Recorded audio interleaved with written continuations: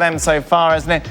Kerkez made official today to make that move from Bournemouth to steel up their defence. Just a reminder what sort of player they are getting from the Cherries, just 21 years of age. Obviously impressed last season in particular. Nadem and Rob with us.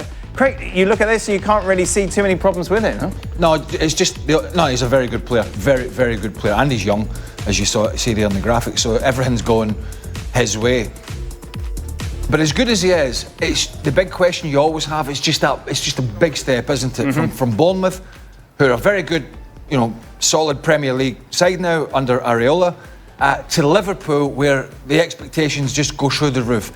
Andy Robertson has been brilliant for them for several years, but he's been flagging. Tsimikas is he's been a squad player for them. It's been a problem area.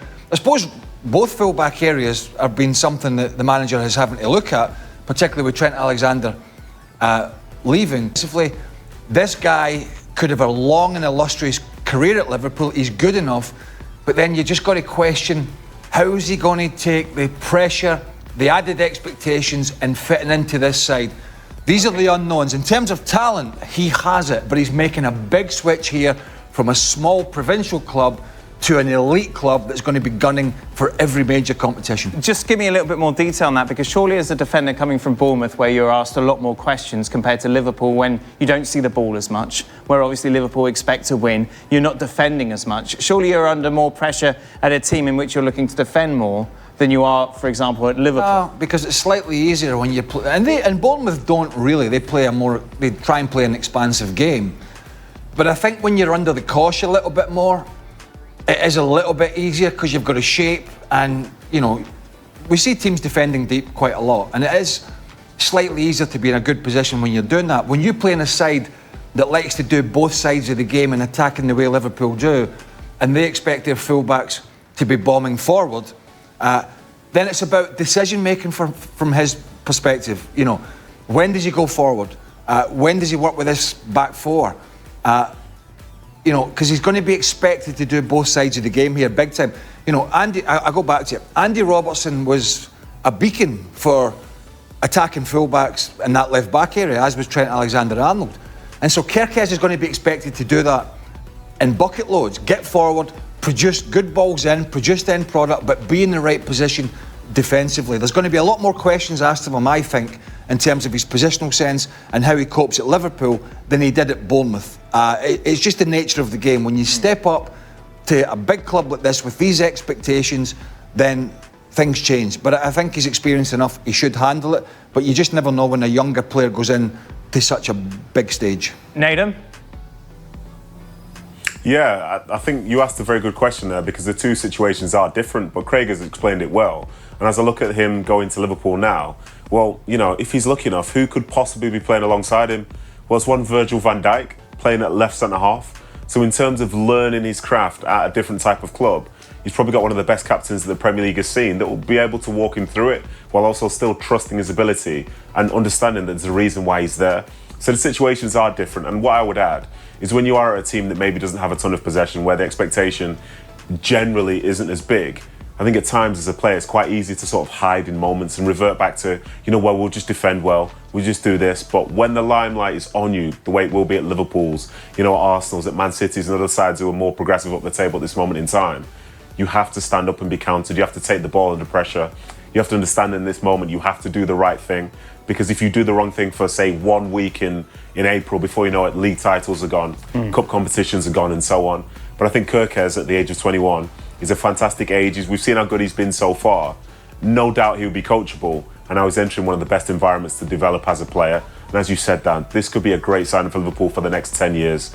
So with a bit of luck, that'll be the case. And if Andy Robertson is the one that misses out because of it, his service has been immaculate. But here comes the next person, and that's the way these big football clubs work. Of course, suggestions that maybe Andy Robertson can be on his way to Atletico Madrid. Just confirm the business that Liverpool have done so far this summer. Vert, Kerkez, and of course Frimpong as well. We'll talk about the possibility of some other players leaving in a moment with you, Rob. But first off, how blindsided have other clubs been by how quickly and how well and efficient Liverpool have done their business, Rob?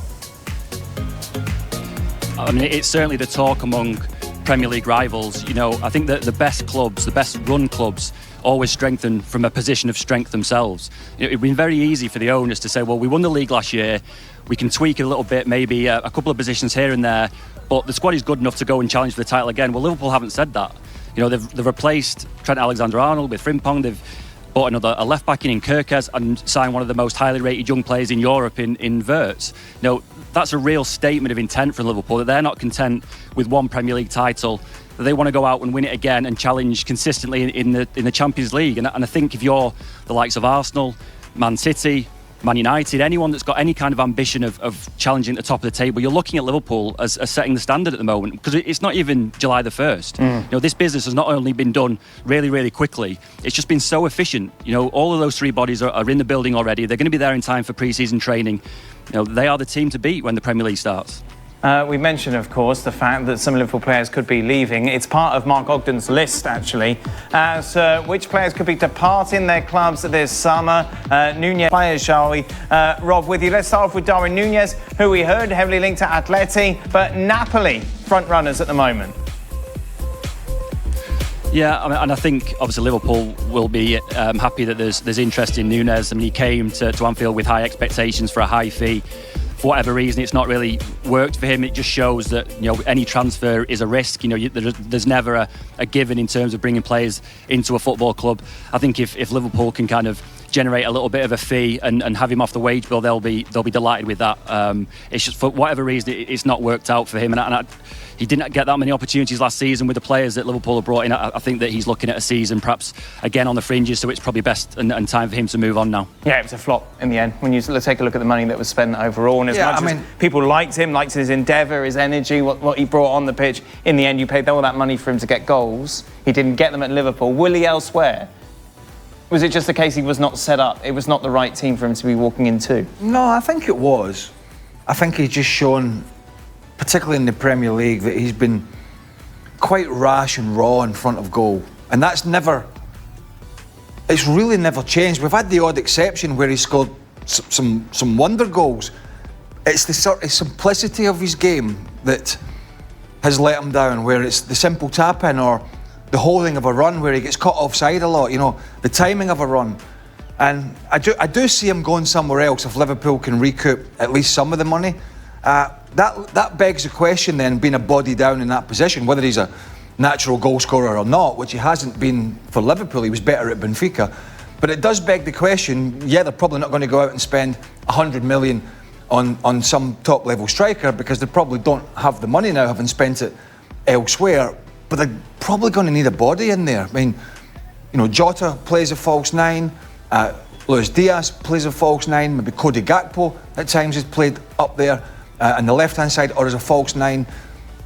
Is that going to be enough? Even with the signing of Florian Wirtz, even with the signing of Frimpong going down the right-hand side, is that going to be enough if and I keep going back to this, if Mo Salah somehow just drops off this phenomenal run of season after season, scoring the same amount of goals or more as a natural striker, if that drops off, who else is going to step up?